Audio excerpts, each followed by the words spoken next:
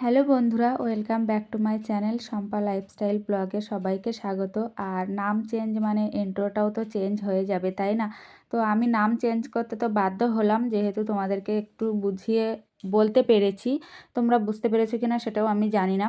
তো যাই হোক, দেখো বাড়ির থেকে যা যা আনা হয়েছিল সেগুলো তো ব্যাগ ভর্তি করে রেখে দেওয়া হয়েছিল, কিছুই বার করা হয়নি। আর এগুলো চাল চাল আনা হয়েছিল। সকালবেলা ছেলে মেয়ে টিফিন খাবে বলে একটু আলু সেদ্ধ বসিয়ে দিয়েছি, যেহেতু আলু সেদ্ধ দিয়ে মুড়ি খেতে সবারই ভালো লাগে। তো আর এই ব্যাগটার মধ্যে আছে পেঁয়াজ। প্রচুর পেঁয়াজ এনেছি, কারণ এখানে পেঁয়াজের দামটা বেশি বলছিল বলে আমি একটু পেঁয়াজ এনেছি। আর ওইদিকে দেখো জিনিসপত্র সব খুলে ওইভাবে রাখা, ফেলে রাখা। মানে রাত্রে কষ্ট করে এসে না আর কোনো কিছুই ভালো লাগছিল না। তো এই শাড়ির নিচটাতে পেঁয়াজ আছে, একটু সবজিও আছে, পেয়ারা আছে, কলা আছে।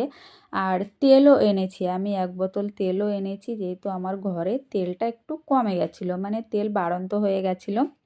ওই জন্য আমি ভাবলাম 2-1 দিনের জন্য চালানোর মতো 1 বোতল তেল নিয়ে নিই। মা সেইভাবেই তেলটা বোতলে করে দিয়ে দিয়েছিল। আর এই যে দেখো পেঁয়াজ, রসুন, আদা সব আমি অল্প অল্প করে এনেছি, পেঁয়াজটা একটু বেশিই এনেছি। আর এদিকে কলা, তো কলাগুলো হচ্ছে যে বীজ কলাগুলো হয় সেইগুলো, আমরা ডয়রা কলা বলি, গ্রামীণ ভাষায় ডয়রা কলা বলি।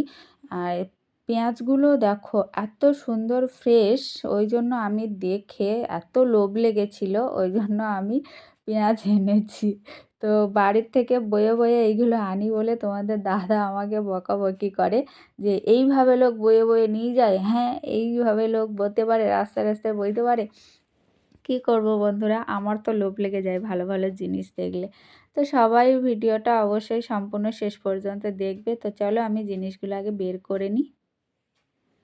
তো বন্ধুরা সব জিনিসপত্র বার করে নিয়েছি। আর এই যে তেলটাকে প্যাকেট করে দিয়েছিল মা, সেই তেলটা আমি বের করে নিচ্ছি, যেহেতু দুপুরে রান্না করব তো ওই জন্য। তো দেখে মনে হবে না যে থামস আপ এর মধ্যে। তো তেলটা হচ্ছে পিওর একদম সর্ষের তেল, যে টিনটা আমি কেটেছিলাম তোমরা দেখেছিলে, সেই টিন থেকেই দেওয়া। তো দিয়েছে মা, এই বোতলের 1 বোতল দিয়েছে, বললো কিছুদিন হয়ে যাবে তারপরে তো আবার তোমরা কিনে নেবে। তো আপাতত এখন চালানোর মতো ওই জন্য আমি নিয়ে এসেছি। আর আমি গন্ধটা শুঁকছিলাম, গন্ধটা আমি দেখছিলাম, তো একদম এত ঝাঁঝালো গন্ধ, মানে পিওর মশালের তেল তো ওই জন্য। আর আমাদের যখনই কেনা হয়, হয় ড্রাম কেনা হয়, না হয় টিন কেনা হয়, ওই জন্য বাড়ির দিকে গেলে একটু টুকটাক জিনিস আনা হয়।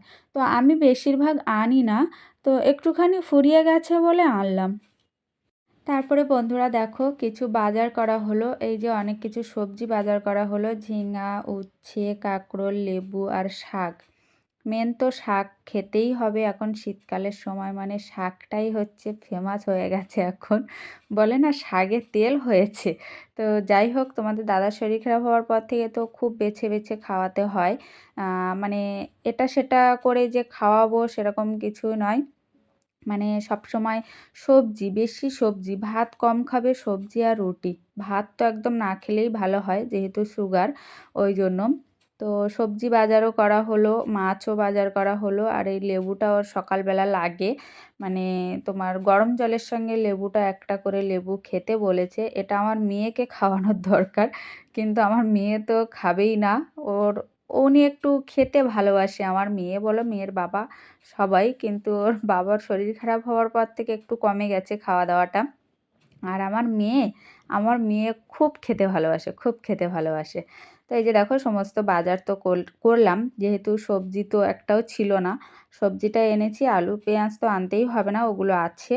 আর মাছ কি কি এনেছি দেখো, মাছ একরকমই এনেছি, ওই যে শান্টিং মাছ না কি বলে না, মাছটা যে কালো কালো, ওই মাছটা কিন্তু হেভি টেস্টি লাগে।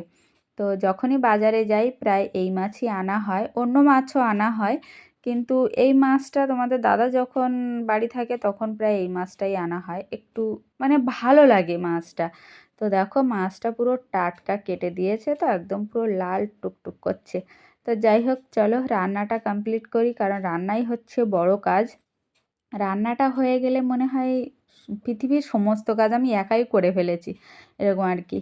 তো চলো আগে রান্না করি, সবজিগুলো গুছিয়ে নিই, কারণ রান্না করতে করতে তো অনেকটাই লেট হবে, তাই না? আরও কাজ আছে। তো চলো টাটা, এখন রাখছি, ঠিক আছে? চলো। তারপরে বন্ধুরা দেখো আমার মেয়ে একটু স্কুলে ব্যাগ নিয়ে বসলো, মানে ওর কি বই ফেরত দিতে হবে। অ্যানুয়াল পরীক্ষার পরে রেজাল্টের আগে ওদের বই ফেরত দিতে হয়। ওই জন্য ও বইগুলো বের করবে বলে চেক করে করে দেখছিল, কারণ কিছু বই কেনা হয়েছে, কিছু বই স্কুল থেকে দিয়েছিল। তো বলছে মা আমার এই ব্যাগে কিছুটা আছে আর টেবিলে কিছুটা আছে, ওই জন্য সব এক জায়গায় করবে। আর তোমাদের দাদা দেখো সকালবেলা ছাতু খাচ্ছে, ও ওটা নিয়ে আমার চা করার প্যানটা নিয়েই ও ছাতু করে খায়। আমি বলি কেন এত বাটি আছে আছে, বলে আমার ওতে হবে না, ধরবে না, যেহেতু একটু চামচ দিয়ে ঘাঁটতে হয় তো ওই জন্য। চলো বন্ধুরা ওরা ওর কাজ করুক, আমি রান্না করতে যাই, পরে দেখা হবে। তারপরে বন্ধুরা এই যে দেখো চান দান কমপ্লিট করে পুজো দেওয়াও হয়ে গেছে, এই যে ফুল টুল এনে পুজো দিয়ে নিয়েছি। এবার খাওয়া দাওয়া কমপ্লিট করতে হবে, যেহেতু অনেকটাই বেলা হয়ে গেছে, আমার রান্না করতে করতে দেরি হয়ে গেল। কারণ যেহেতু শাক আনা হয়েছিল, তো এবার শাকগুলো বাছতে গেলে তো টাইমও লাগবে, আর আমি একা হাতে বাছবো, বেছে আবার রান্না করব। ওই জন্য আমার রান্না করতে একটু দেরিই হয়। আর তোমাদের দাদা বলে এত লেট করো, এত লেট করো। লেট হবে না বলো, একা একা যদি সব কিছু কমপ্লিট করে গুছিয়ে নিয়ে তারপরে আমি রান্না করতে বসি, তো একটু তো লেট হবে। তো বন্ধুরা ভিডিওটা হয়তো এই পর্যন্তই রাখবো, আর বেশি লং করলাম না, ছোট্টই ভিডিওটা দিলাম। কেমন লাগলো অবশ্যই জানিও কমেন্টে, কারণ তোমাদের কমেন্ট না পেলে তো আমি বুঝতেই পারবো না, আর আমার চ্যানেলের কি সমস্যা হচ্ছে আমি জানি না, সাবস্ক্রাইবার তো বাড়ছেই না।